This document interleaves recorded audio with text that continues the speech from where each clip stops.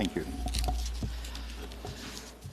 Well, thank you, Madam Speaker. Colleagues, I rise today to speak to an issue which deserves much more time and attention than my allotment permits.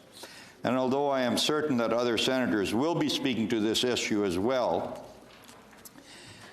it warrants as much amplification as this chamber can give it.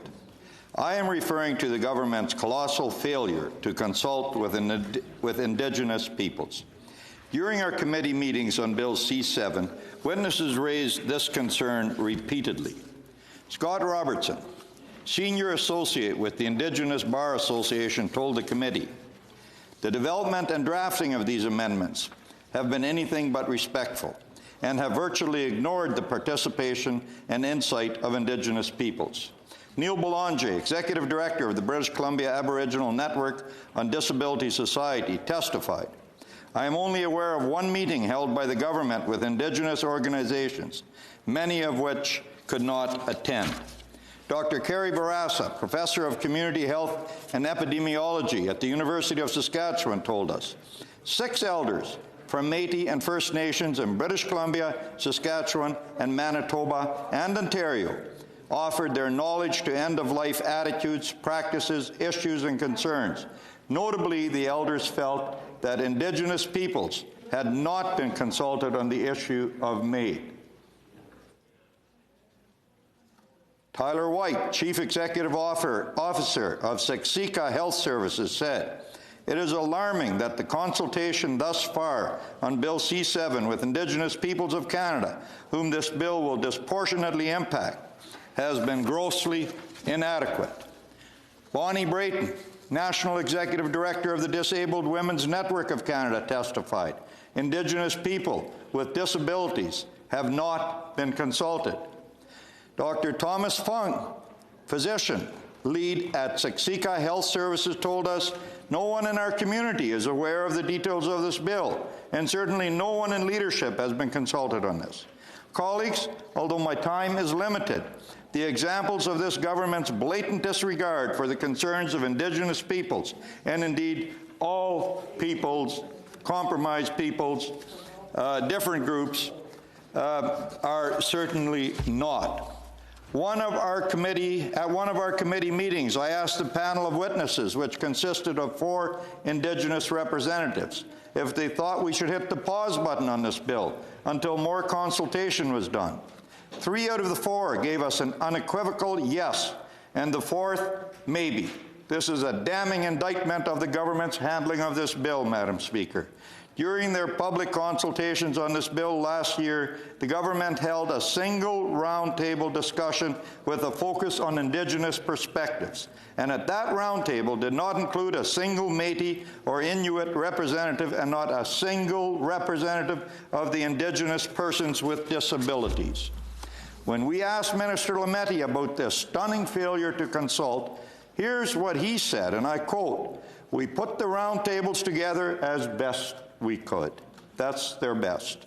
Perhaps he neglected to read his own mandate letter from the Prime Minister, which said, Madam Speaker, "As Minister, I expect you to work in full partnership with Indigenous peoples and communities to advance meaningful reconciliation."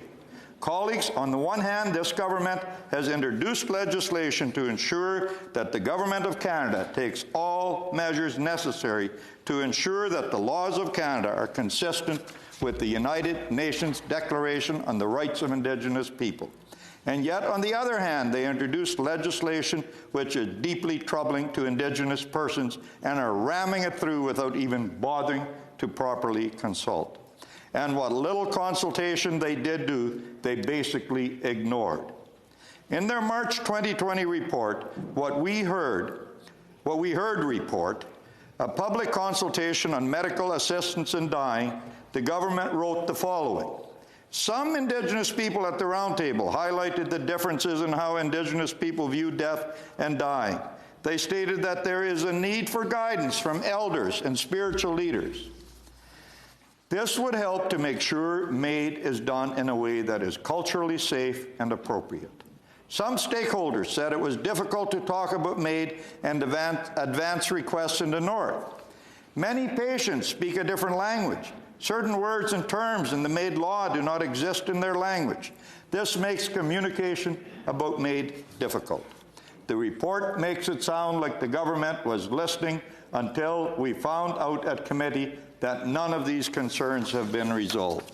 Colleagues, I'm going to take a minute to talk briefly, and not to her amendment, because that's for later.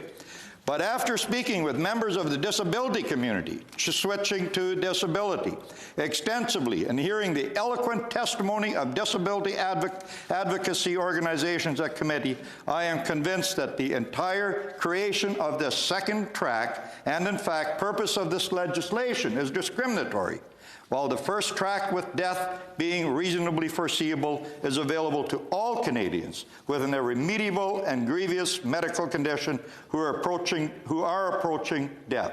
The second track singles out only the disability community and implies that their lives are not worth living.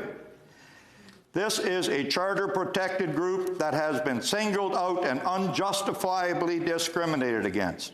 Of all the amendments that we have heard here today, Madam Speaker, this amendment that Senator McFedrin would like to, and I'm not speaking to her amendment, I'm using her only as an illustration, that this is the only one that truly takes to heart what the disability community is asking for. I thank Senator McFedrin. Colleagues, this entire bill is a colossal, spectacular failure on the part of the government. It is unacceptable, and I, for one, am for hitting pause on this situation. Thank you.